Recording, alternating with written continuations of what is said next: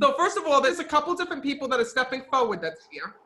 And I have this soul that passed in tragedy that's coming through with you when I'm speaking on the other side. Who passed of the overdose here in this world? I felt there was an overdose, so there was questions over suicide, and he's stepping forward. It was a young male that departed. He was a good friend of mine. His name was Tom.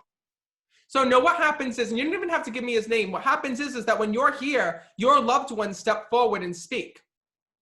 Hold on, I have somebody. Kimberly. Kimberly. Yes. Did Yes. you? We have a Kim who has passed. Shut the hell up! I swear, all day we're like, please, Kim, come through. And James, everybody's been trying to grab people today. Okay. So Kim also departed with you. Yes. I want to talk about the young soul that departed. Because I have to tell you that he kept showing me like a toxology report. And I'm seeing that there were drugs found in his system. Do you understand that? I do. And when I'm connecting with him, he said to me, I have to take responsibility for my passing. But he says, I also have to let you all know that I'm sorry for what I had done to myself. Because he's showing me like police reports and he keeps telling me like that this is in his words. He says to me that they found enough drugs in him that could kill a horse here in this world. Like he was loaded with drugs when he had departed. And that's why there was questions over whether or not it was suicide, whether or not, it was an overdose, what had happened. And he says to me when I'm connecting with him, I did not mean to kill myself. He says, I need to clear my name because he tells me, James, that you and him were like brothers at one point here in this world. You were so close to him. Yes. He says, and the one thing that he wants you to know is that he is on the other side. He says, and I got to let you know, I never believed in heaven and I never believed in the afterlife. He says, and I didn't even care if I died. He says, I felt like that if I died, I would just see black. But this is his way of coming through and letting you know that he is okay. But he also says to me, I'm ashamed of the person that I was here in this world. Oh boy, I shouldn't say it, but I have to tell you everything that he tells me. He tells me he had a girlfriend, but he was with other women. Do you understand that? Sure. Because all of a sudden he shows me, listen, James is still trying to protect him from beyond the grave. Because he says to me, all of a sudden, he says, I passed away. He says that everybody found out different secrets about me or different things that they didn't know. He says, and I felt that I threw my whole life away. He says, I had issues with money. He says, I had issues with my job. He says, and more importantly, he tells me he was pretty much homeless here in this world before he had departed. Do you understand that? He was homeless. Oh, he was homeless. Because he kept showing me about trying to go to different houses and live with different people. It's exactly what happened. So he tried to come and live with you? No, we were both homeless at the time. And he went to his mom's house and OD'd. So do you see how this is? I want everyone to just listen to this story for a minute. Do you see how the way that Spirit puts the pieces together? You got to know, James, I don't know your life. I don't Google this before I come on here that I talk to you. And this is not on Google, correct? Correct. So there's no way that I would ever know something like this or know who you have lost. But what I can tell you is that he says, me and you had both the same opportunities. He says, we had the same struggles, the same life. He says, and that's what bonded us together.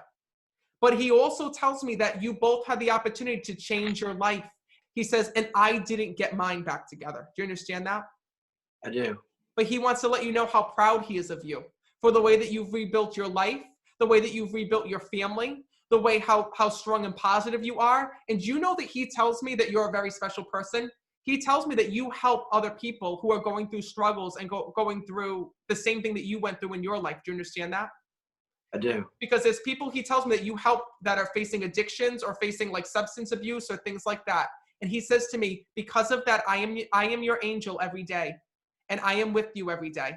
He says, so please keep doing what you're doing because you're such an amazing man and you're such an amazing person. He says, and I want you to know that. So the other thing that I want to connect with as well is I do want to connect with Kim because she's also trying to step forward and speak to me as well. And you know what's, and are we two separate families? Yes, and they're closest to Kimberly. Okay. So that was how are you all connected to her? His mother, my mother-in-law. Okay. And first of all, when I'm connecting with her, there's some craziness on how she had died here in this world that she's trying to tell me about. Was she misdiagnosed, do you know? Yes. She didn't get a diagnosis and gone to the doctor several times, and they just had no idea until she went to a specialist. And then approximately 11 days before she passed, she got her diagnosis. Okay.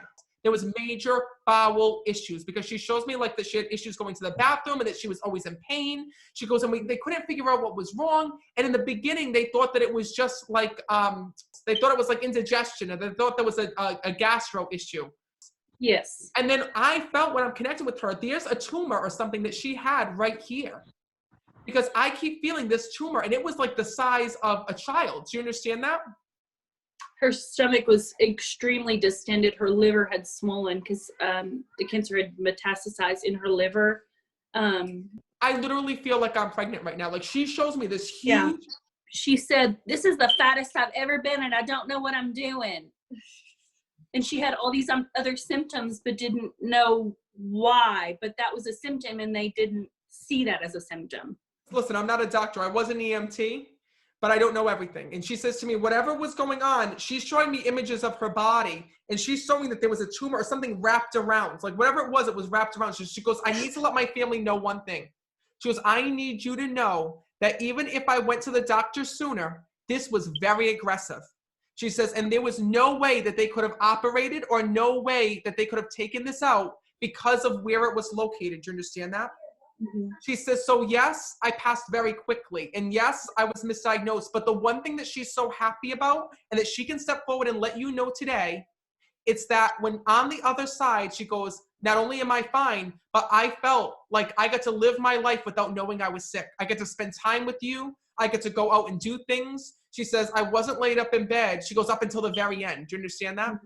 Mm-hmm. She's acknowledging that. She goes, it was almost a blessing. She goes, because if I would ever find out that I was dying beforehand or that I was sick, she goes, I would have lost my mind.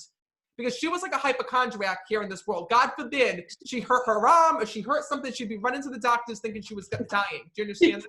Yes. She says, so what I need you to understand and what I need you to know is that not only am I okay now, she says, but the suffering that I had is past me now, because she's acknowledging that. She says, so thank you for keeping me in the house for as long as you did. And more importantly, showing me that, you know, showing me the way to the other side. Because you told her that she could go. And at the end, it's like she was in a coma. She couldn't speak because she's acknowledging that.